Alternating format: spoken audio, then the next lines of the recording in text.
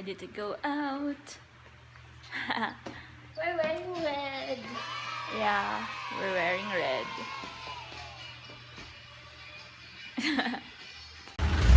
Hi, so we already checked out of our hotel and right now we're going to eat our breakfast. So, lalakad-lakad kami. Kahanap ng food place.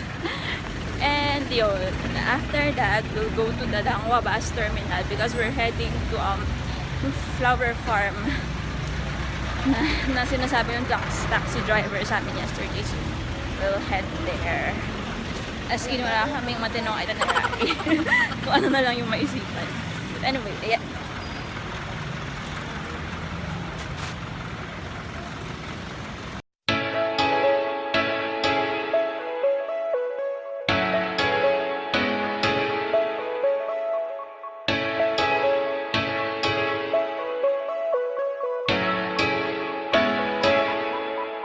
Hold up. How deep can we go?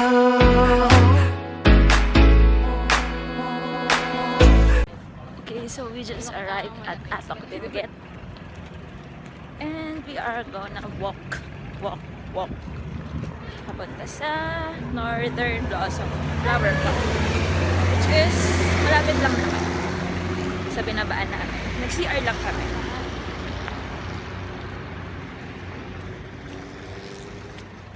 It's kinda high up here at medyo malamig. Actually malamig talaga. Titingin naman po siya ng halaman dahil bibili naman tayo ng halaman. Oo nga eh. Ayun, kakaiba yan ah. Ayang nice. Wait.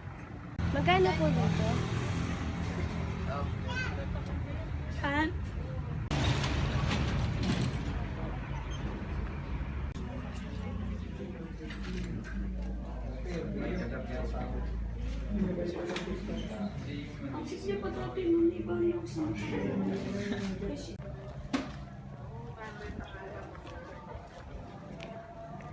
May ano siya? Nice, may tour guide. May allergy ko sa Allergy sa tao. Yeah, it's 270 per person. Oh, talaga? Hindi, ano yun, may barangay fee. And everything. And every fee. Okay, everything. Aha.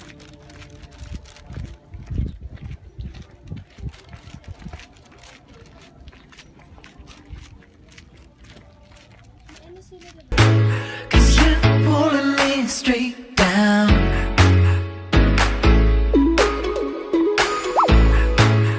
I'm used to all the pressure. But you know I'm not the same. Nice. Pag-alit nila. Sink or we can swim, lose or we can win. I'm so alive, baby, it hurts.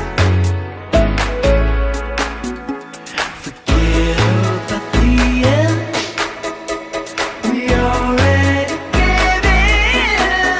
Ang saya! Ang dami namin flowers na nakita. At may malaking sunflower up there.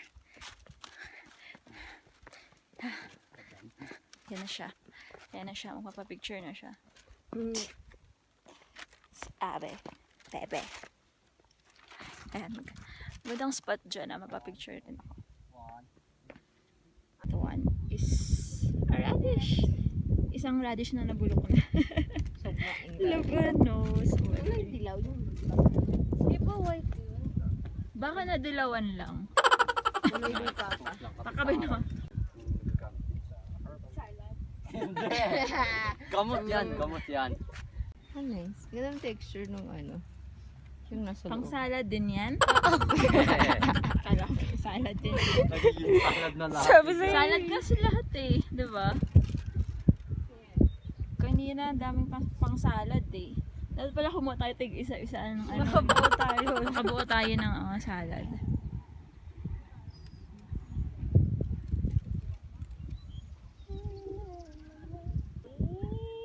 Wow.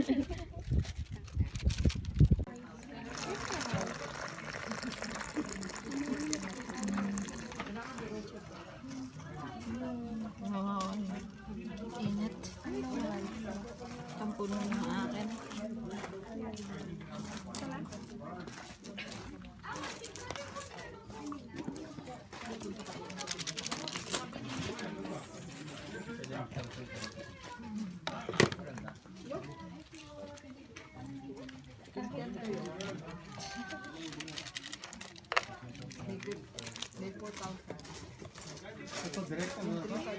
Ito yung creamer. Ilan? Isa lang.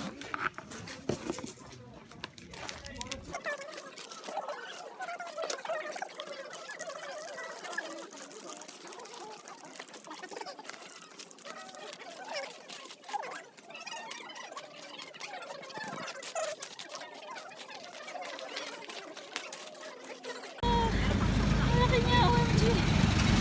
Adios!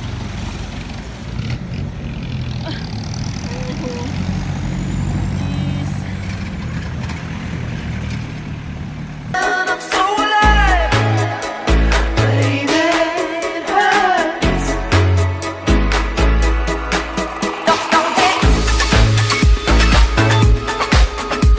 There ain't no doubt.